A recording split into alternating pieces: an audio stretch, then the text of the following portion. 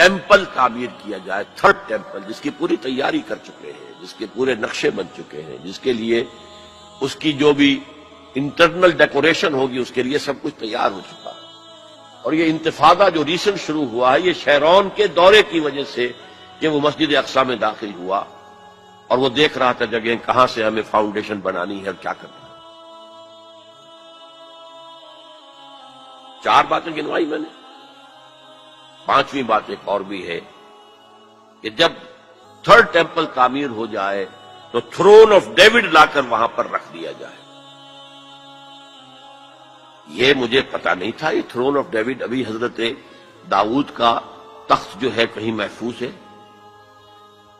یہ پروٹیسٹنٹس کا ایک رسالہ نکلتا ہے دی ٹرمپٹ فلاڈلفیا سے، امریکہ کے شہر فلاڈلفیا سے، دی فلاڈلفیا ٹرمپٹ، اس میں پتا چلا یہ ایک پتھر تھا جس پر بٹھا کر حضرت داؤد کی تاج پوشی کی گئی تھی، اسی پر حضرت سلیمان کی تاج پوشی ہوئی، اسی پر بعد میں ان کے اور جو بھی تھے حکمران ان کی تاج پوشی ہوتی رہی۔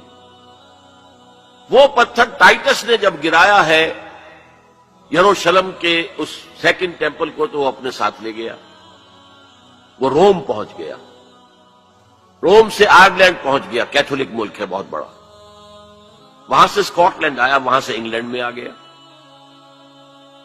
اور اسے رکھ دیا گیا جو ان کی پارلیمنٹ کے ساتھ جو گرجا ہے۔ اور 14ویں صدی عیسوی میں اس کو ایک کرسی میں بلڈ کر دیا گیا سیٹ کی حیثیت سے، اب وہ تھرون ہے۔ اسی کرسی پر بٹھا کر انگریز جو بھی بادشاہ ہوئے اور جو ملکائیں ہوئی ان کی کورونیشن ہوئی ہے، وہ وہاں سے لا کر اب یہاں رکھا جائے گا۔ البتہ اس کے بعد ان کے ایجنڈے مختلف ہو جاتے ہیں۔ یہودی سمجھتے ہیں ہمارا مسیح آئے گا، وہ اس تخت پر بیٹھ کر دنیا پر حکومت کرے گا۔ اس کے لیے بھی سمجھ لیجئے ان کے مسیحا سے مراد کیا ہے۔ ان کے ہاں چلی آ رہی تھی پیشین گوئیاں کہ ایک مسیحا آئے گا جو تمہارے دلدر دور کرے گا، تمہیں عظمت تک پہنچائے گا۔ وہ حضرت مسیح آ گئے، انہوں نے مانا ہی نہیں، تو وہ پیشن گوئی جو ہے ابھی موجود ہے۔ دی پوزیشن از ویکنٹ، ابھی تک وہ مسیح نہیں آیا، they are waiting for their مسیح، اس لیے کہ مسیح کو تو مانا نہیں۔ اور عیسائیوں کا خیال ہے حضرت مسیح کا جو سیکنڈ نزول ہوگا، سیکنڈ کمنگ، تو وہ اس تخت پر بیٹھ کر حکومت کریں گے پوری دنیا۔ یہ ایجنڈا ہے۔ کوئی سبب معلوم ہو سکا ہے آج تک کہ عراق پر کیوں حملہ کیا گیا؟ اور کمال ہے کہ اس قوم نے پھر اسی شخص کو منتخب کر لی۔ 9/11 کس نے کیا اس کی کوئی کبھی تحقیق ہوئی ہی نہیں، روک دیا گیا۔ جب شروع میں تحقیق شروع ہوئی تھی تو پہلے تو بیان آیا تھا بش کا کہ یہ لیک کیوں ہو رہی ہیں چیزیں اس سے، اور پھر سسٹم روک دیا گیا۔ یہ سارا جو معاملہ ہے، history is going towards that direction.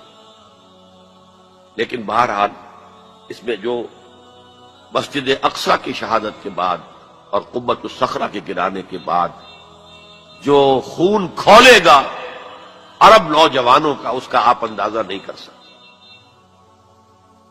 عرب کے اندر جوش تو اب بھی ہے، نوجوانوں میں بہت ہے۔ وہ ایک ایسی بات ہوگی کہ جس پر خون جوش کھائے گا، اور اس سے پہلے تو یہ حکمران جو ویسٹ کے گماشتے ہیں یہ انہیں قتل کریں گے، بھونیں گے، اور پھر یہ کہ کرسچنز اور جیوز، اور انہیں جیوز میں سے اینٹی کرائسٹ بھی کھڑا ہو جائے گا، دجال۔